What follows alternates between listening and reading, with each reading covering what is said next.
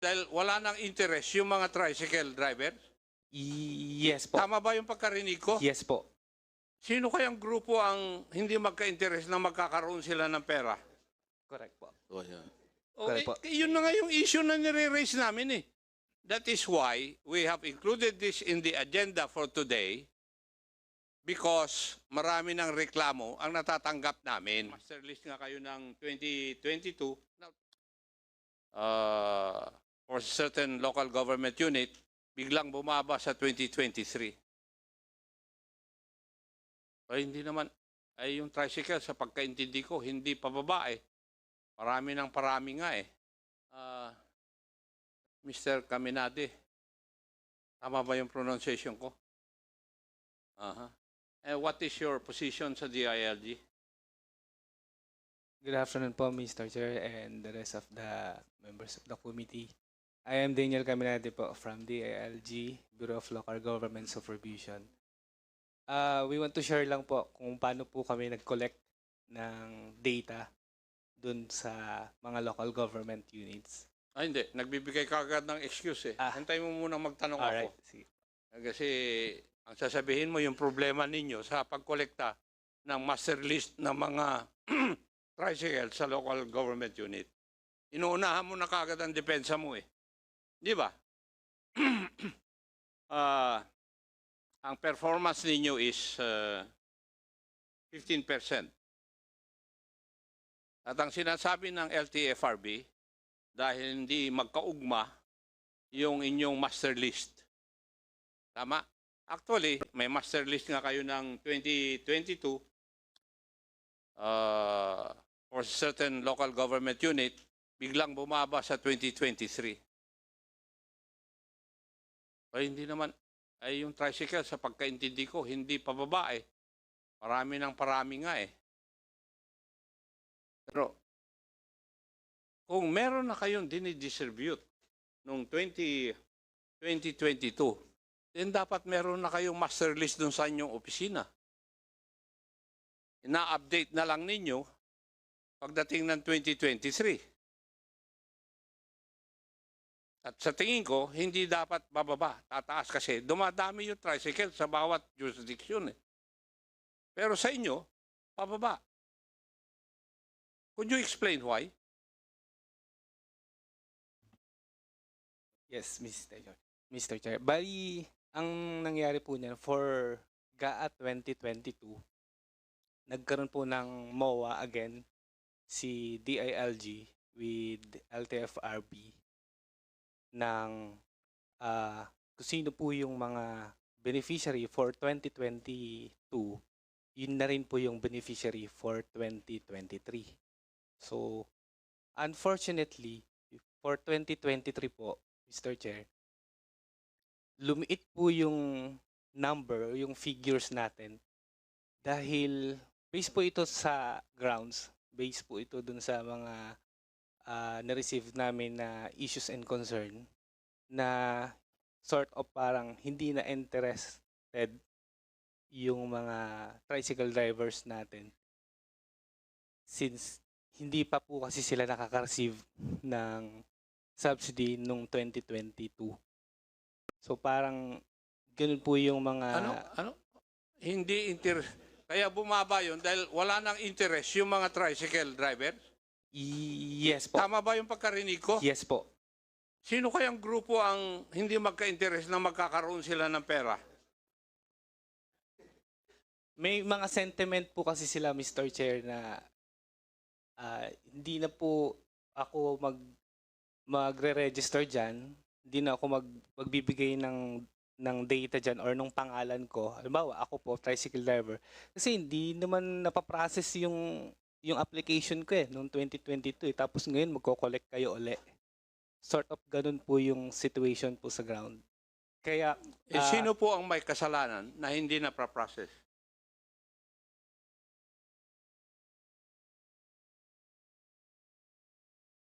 Sino may kasalanan na hindi na-process? Sige, ang sagot nila, hindi na ako magpaparehistro dahil hindi naman na-process yung claim.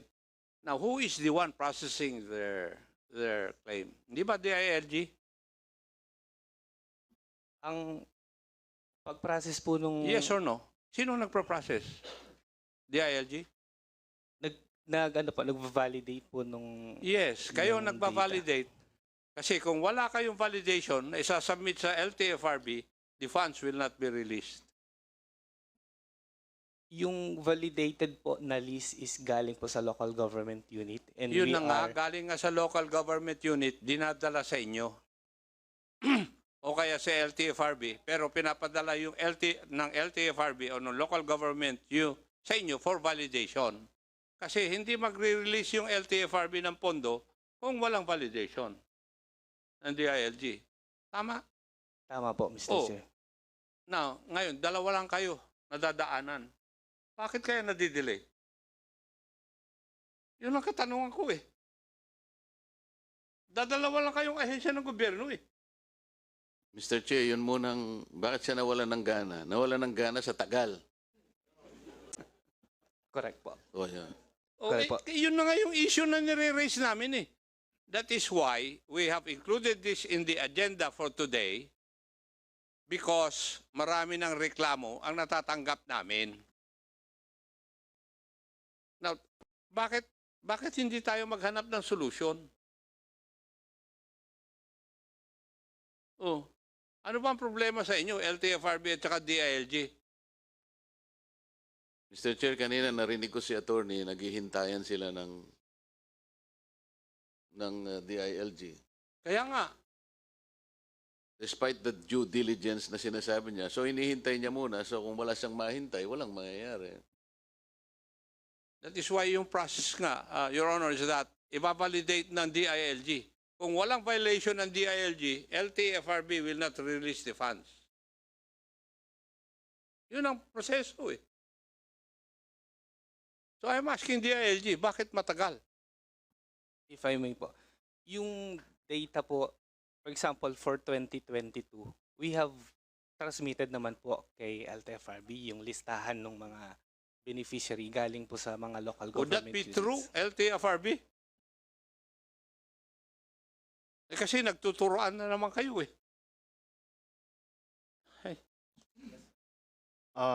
Yes, sir.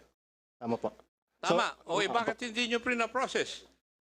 Pinapaprocess po namin. Ang nangyayari po, yung problema po ulit, yung GCash accounts po. Kasi kailangan po kasi through e-wallet po yung bayad po. No?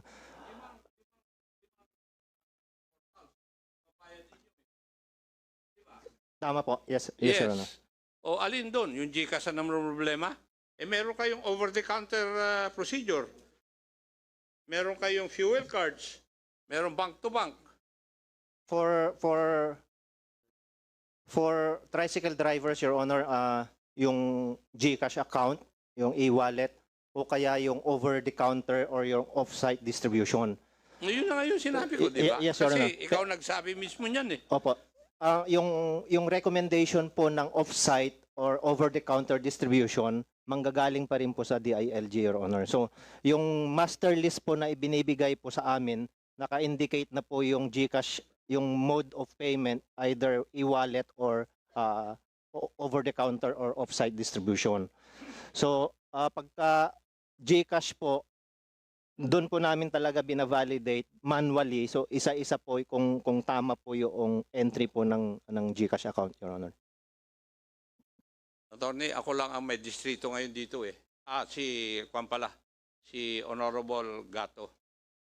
Hindi ko alam kung nag-submit na siya ng listahan ng kanyang mga tricycle drivers doon sa probinsya niya. Pero in my case, in the city of Antipolo, nakapagbigay na kami. Last year pa.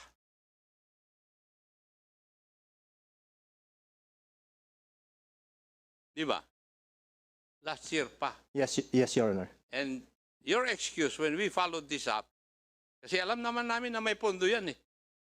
When we followed this up, ang sinasabi ninyo, yung DILG, walang certification.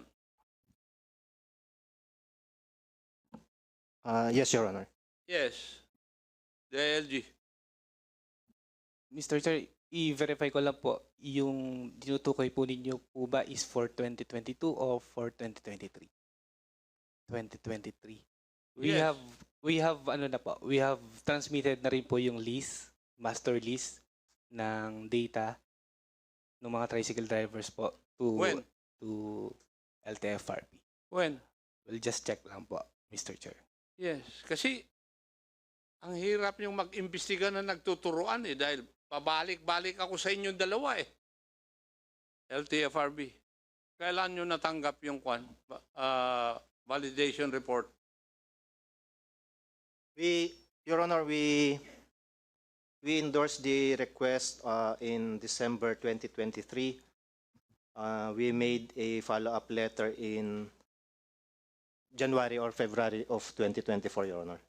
As to date, there had been no transmittal of the validated list, Your Honor. Bakit December lang ninyo ni-request yung validation doon sa Kwan? Samantalang yung aming submission, according to our local government unit, matagal nang naibigay. Mayroon pong initial submission po ng DILG, Your Honor, which we were able to process. Yung mga hindi po nakasama, so ito po yung subject po ng aming request po sa DILG, Your Honor.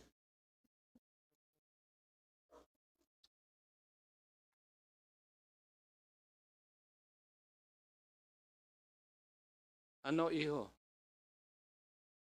Kasi December lang daw ang Kwan nila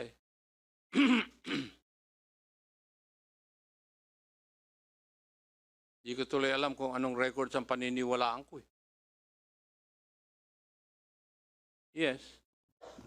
Mr. Chair, if I can also suggest, in order to reduce the steps between these in the implementation of the fuel subsidy, maybe we can in